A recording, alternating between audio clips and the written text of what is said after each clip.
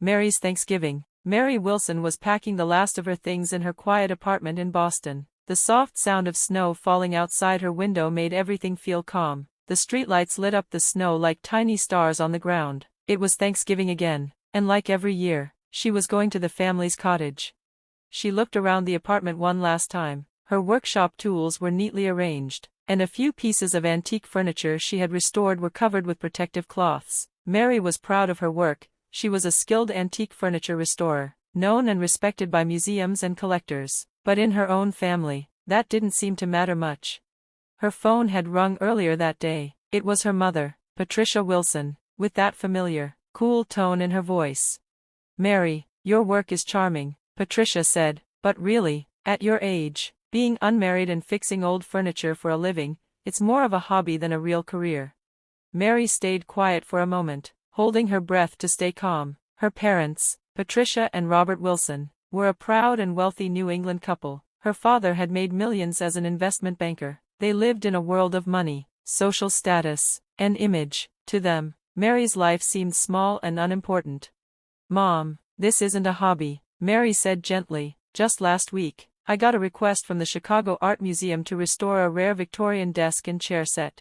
"Yes, that's nice," Patricia replied, clearly uninterested. "Anyway, Caroline and Raymond will arrive tomorrow morning. What time will you get here?" Mary sighed. The conversation had turned, as it always did, toward her older sister Caroline. Caroline had always been their favorite. She had once married a Harvard-educated lawyer and had 2 children, Eric and Sophia. After her divorce, she married Raymond Harris, a rich real estate executive. Their parents adored her and constantly praised her choices, her lifestyle, and her connections. "I'll be there around 3 in the afternoon," Mary said. "I'm really looking forward to seeing Eric and Sophia." "Yes, they've missed you too," Patricia replied quickly, "especially Eric. Caroline is also bringing a wonderful new Chardonnay from a winery her client owns. She has such excellent taste." Mary didn't say anything. She just nodded. Even though her mother couldn't see her, she had gotten used to these talks, her life barely mentioned, while Caroline's was always celebrated. After hanging up, Mary stood by the window and touched the locket around her neck. It was old and gold, a gift from her late grandmother Eleanor. Her grandmother had always believed in her. "You have magic in your hands, Mary," her grandmother used to say. "You bring old things back to life. That's the mark of a true artist." 5 years had passed since Eleanor died. Since then, the family felt colder, more distant. Her grandmother's will had said that the family cottage should be shared between Mary and Caroline, but her parents had never explained the details. Mary never pushed. She hated family fights. As she zipped her suitcase, Mary remembered a phone call she got earlier that week. It was from the Metropolitan Museum of Art in New York. "Ms. Wilson," the curator had said, "we've heard amazing things about your work. Would you be willing to restore a very rare 18th century Louis XV desk and chair set? It's incredibly valuable. We need someone with great skill and care." Mary had just signed the contract. It was the biggest moment of her career, but she hadn't told anyone in her family. She knew how the conversation would go. Caroline would ask how much money it paid. Her father would say it was nice, for a hobby. Her mother would give a fake smile and change the subject. Before leaving, Mary stopped by her workshop. There was an old 19th century rocking chair she'd been working on. Its wood was warm and smooth under her fingers. She whispered, "Just a few more days, and you'll be beautiful again. Wait for me." She left the apartment, her suitcase rolling behind her, and got into the waiting taxi. As it drove through the snowy countryside of Massachusetts, she thought about the weekend ahead. She loved seeing her niece and nephew, but she didn't look forward to everything else. Every year, she was treated like a maid, cooking, cleaning, while Caroline sipped wine in the living room.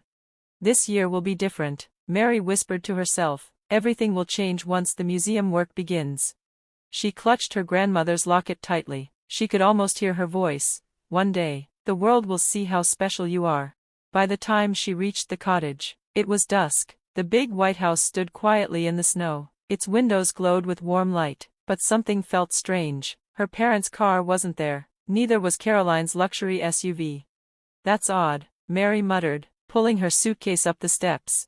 She rang the doorbell. A few seconds later, she heard small footsteps. The door opened, and 6-year-old Eric stood there, looking relieved. "Aunt Mary," he whispered.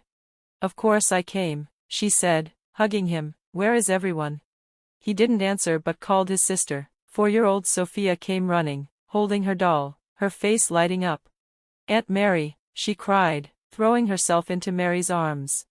Still puzzled, Mary stepped inside. The house was warm and neat, but empty. She asked again, "Where's your mom, grandma and grandpa?" Eric pointed toward the kitchen.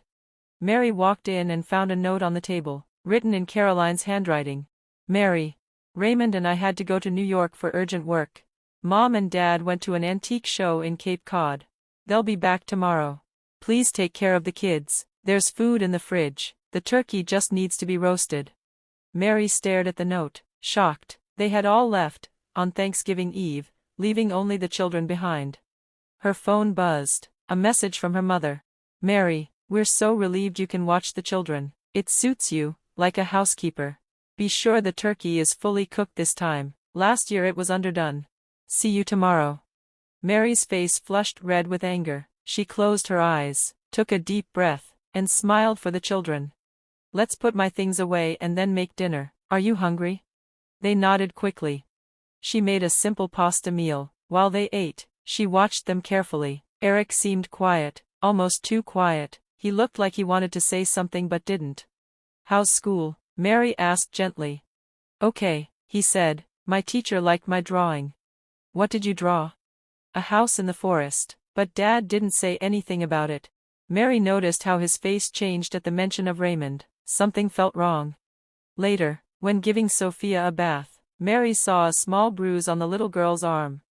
What happened here? She asked softly. I fell, Sophia said quickly, eyes staring at the floor.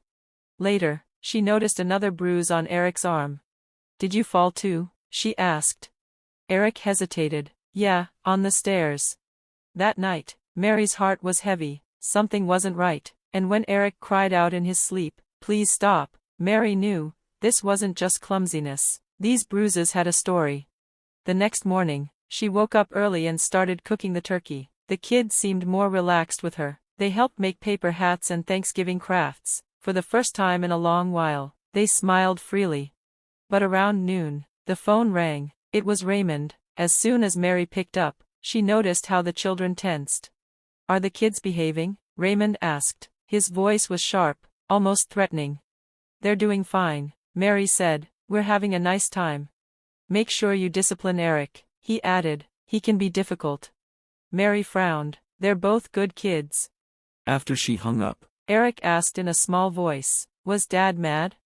No, sweetheart, Mary said gently, but inside, her concern was growing. Later, Caroline called too. Her tone was light, but the children again grew quiet when they heard her voice. The pattern was clear. She smiled softly to herself and called out, Eric, Sophia, dinner time. The sound of little feet running came from the living room. The children rushed in, their eyes lighting up when they saw the food. Whoa, Eric said, wide-eyed, this looks even better than Mom's turkey. Mary chuckled, I tried my best. They all sat down, and before eating, Mary said gently, let's take a moment and say what we're thankful for. After dinner, Mary helped the children get ready for bed. Sophia, tired from the day, fell asleep quickly, her little hands still holding on to the edge of her blanket. But Eric didn't seem ready to sleep. He turned restlessly in bed, his eyes open and full of thoughts. Mary got up quietly to leave the room, but Eric's small voice stopped her. Aunt Mary, can you stay a little longer? She turned back, sat on the edge of the bed, and gently brushed his hair from his forehead. Of course, what's the matter, sweetheart? Eric sat up slightly, glancing at the window. Snow was falling outside, and the moonlight made soft shadows on the bedroom walls. There's something I need to tell you, he said, his voice barely a whisper, but, I'm scared. Mary's heart began to beat faster. It's okay, she said gently, you can tell me anything. Eric was quiet for a long moment, then finally, as if he had made up his mind, he began to speak slowly. I heard Mom, Grandpa, and Grandma talking. They're planning to make you leave the house, today. Mary froze, her body felt cold. What do you mean? I heard them last week, Eric said, looking nervous. One night, after Dad put us to bed, the grown-ups were in the living room drinking and talking. Mom said something like, "We need to make sure Mary doesn't have any rights to the cottage." Mary's breath caught in her throat. "The cottage?" she asked quietly. Eric nodded. "Yeah, the house that Grandma Eleanor left behind. Mom said the papers are already ready. After Thanksgiving, she's going to sign something, then the house will be all ours." Mary felt her stomach twist. Her grandmother had always said the house should be shared between her and Caroline. She had never shown any favoritism, but now it seemed her parents and sister had other plans. "Did they say why they're doing this?" Mary asked, her voice shaking. Eric looked down and nodded slowly. "Mom said your art business is going to fail, that soon you'll come asking for help, and when that happens, they'll trick you into signing papers giving up the house." Mary closed her eyes for a moment, her hands clenched. Her business wasn't failing. In fact, it was growing, and she had just received a big commission from the Metropolitan Museum of Art, but her family either didn't believe in her, or wanted her to fail. "Did you hear anything else?" she asked gently. Eric looked around the room, like he was afraid someone might hear.